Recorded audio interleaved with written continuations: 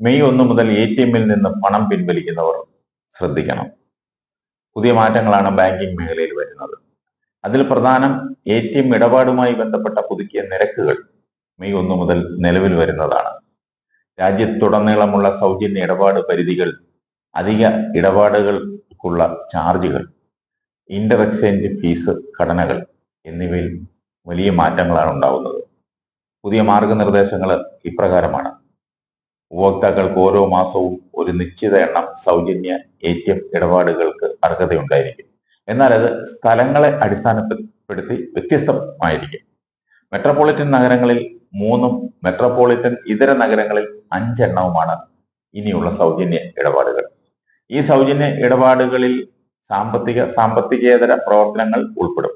പ്രതിമാസ സൗജന്യ ഇടപാട് പരിധി കഴിഞ്ഞാൽ ഉപഭോക്താക്കൾ ഓരോ ഇടപാടിനും 23 രൂപയും നികുതിയും നൽകണം. ഈ നിരക്കുകൾ സാമ്പത്തികേതര ഇടപാടുകൾക്ക് ബാധകമാണ്. പണം സ്വയം നിക്ഷേപിക്കാൻ സാധിക്കുന്ന ക്യാഷ് റീസൈക്ലർ മെഷീനുകളിലെ ഇടപാടുകൾക്കും നിരക്ക് ബാധകമാണ്. രാജ്യത്തെ പ്രമുഖ സ്വകാര്യ ബാങ്കുകളായ HDFC bank, Punjab national bank, Kotak Mahindra bank ഇവരൊക്കെ തങ്ങളുടെ ഉപഭോക്താക്കൾക്ക് നിരക്ക് ഈടാക്കുന്നതുമായി ബന്ധപ്പെട്ട സന്ദേശം അയച്ചു കഴിഞ്ഞു. സൗജന്യ പരിധി കഴിഞ്ഞാൽ HDFC ബാങ്കിന് 23 രൂപയും നികുതിയും മെയ് 1 തീയതി മുതൽ നൽകണം. നേരത്തെ ഇത് 21 രൂപയും നികുതിയുമായിരുന്നു. HDFC ബാങ്ക് ATM-കളിൽ സൗജന്യ പരിധിക്ക് അപ്പുറം പണം പിൻവലിക്കുന്നതിന് മാത്രമേ നിരക്കുകൾ ഈടാക്കൂ. അതും സാമ്പത്തികേതര ഇടപാടുകൾ സൗജന്യമായി തുടരുമെന്നും ബാങ്ക് വ്യക്തമാക്കിയിട്ടുണ്ട്.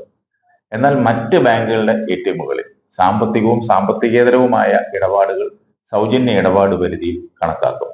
ഡിജിറ്റൽ ബാങ്കിംഗ് പ്രോത്സാഹിപ്പിക്കുന്നതിന്റെ ഭാഗമായാണ് RBI ഇങ്ങനെ ഒരു തീരുമാനം കൈക്കൊണ്ടത്. റിസർവ് ബാങ്ക് ഓഫ് ഇന്ത്യയുടെ കണക്ക് പ്രകാരം 2023 ജനുവരിയിൽ 57 കോടിയിലധികം രൂപയുടെ ATM പിൻവലിക്കൽ നടന്നു. 2024 ജനുവരിയിൽ 52 കോടി 72 ലക്ഷമായി കുറഞ്ഞു.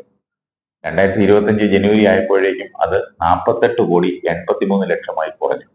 മെട്രോപൊളിറ്റൻ മേഖലയിലുള്ളവർ ATM ഉപയോഗം കൃത്യമായി ഓർത്തുവെക്കണം. മറ്റു ബാങ്ക് ATM ഉപയോഗിക്കുന്നതും കൃത്യമായി ഓർത്തുവെക്കണം.